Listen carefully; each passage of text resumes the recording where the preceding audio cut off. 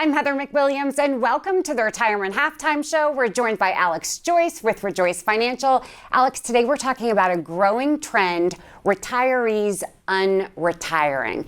And it's for a whole host of reasons, right? Maybe they want more money, they've discovered they need more money, or maybe they're just plain bored. Yeah, starting a business. Yeah. Right? I mean, it is a growing trend, and I think that people are more open to doing something that they're more passionate about. I think that people this day and age, you find that retiring like their parents is boring, right? And so they really enjoy what they do. Perhaps they don't enjoy the traditional 9 to 5 and they're just kind of over it. People are retiring earlier, and I think that in taking their Social Security over, earlier, and that number is growing with popularity. 62, you give away 25% of it forever, and they're like, okay, but it may not be there tomorrow. Right. And so kind of flying off the seat of your pants a little bit. And I think that, one of the things that our practice focuses on is tax planning. Mm-hmm. Because when someone makes those decisions to go back to work,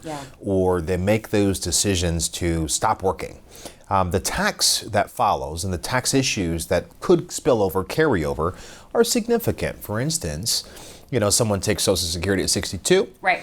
And they give away that 25% forever, but yet they still continue to work, understanding that the most they can make is about $20,000. Yes. Whether they start their business or not, that limits really what they can do. Maybe it creates something that they can do that is, maybe more fun. Enjoyable, right? More charitable, if you will. That's true. But still, there's a growing trend, as you said, and I think it's something to really sit down and talk to an advisor about, just to make sure that double check to make sure you're doing what's right for your pocket.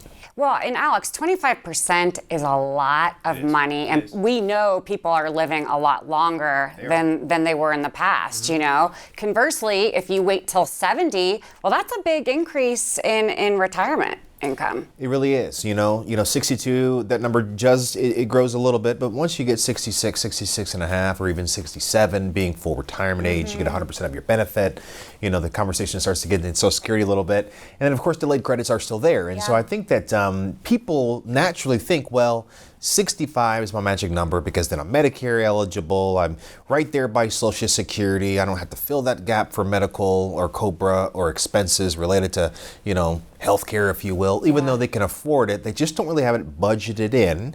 It is something that most people, just like estate planning, could hire a good attorney, but they just don't have it budgeted in. Right. And they don't want to be burdened with a surprise and burdened with a change. Mm-hmm. And so the power of planning is getting in front of some of those decisions and just perhaps talking it through to make sure that you're making the wisest decision that you can possibly make with what you have. Mm-hmm. How important is fluidity in a retirement plan?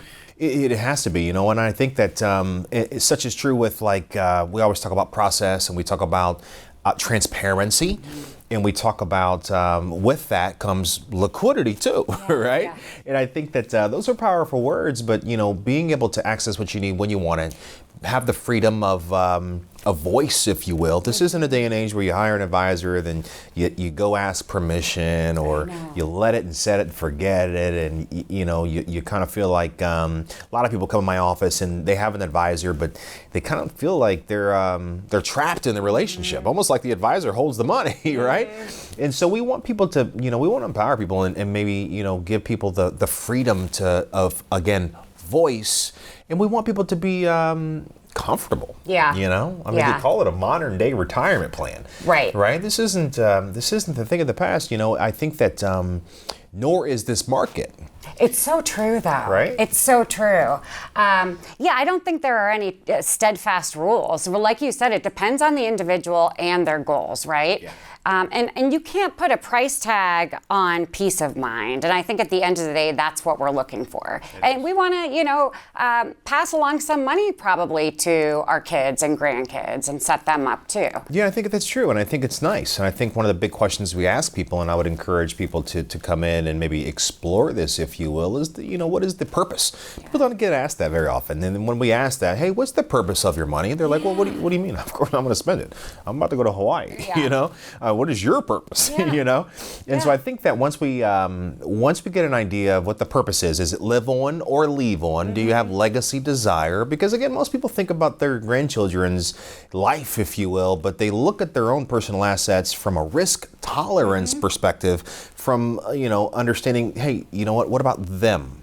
We want their money to grow, so don't limit them by your choice today with that money you intend to leave to them. Yeah. And so we just want to get an idea of what's going on. I love that question. What is your purpose? That is a great question. Yeah. So Alex, if somebody is sitting at home thinking about this, they still haven't hired anyone, they want to come talk to you, what's the best way to go about it? Yeah, I would just encourage people to either go to the website, ReJoyceFinancial.com. Of course, our number is always on the screen, 9157, of course, last four, or they could text us, whatever it takes, whatever they're more comfortable with. They just send an email, it doesn't matter, but, just take the leap of faith and act today. Yeah, such a great guy to talk to. As always, Alex, great information. We're going to have a whole lot more coming up.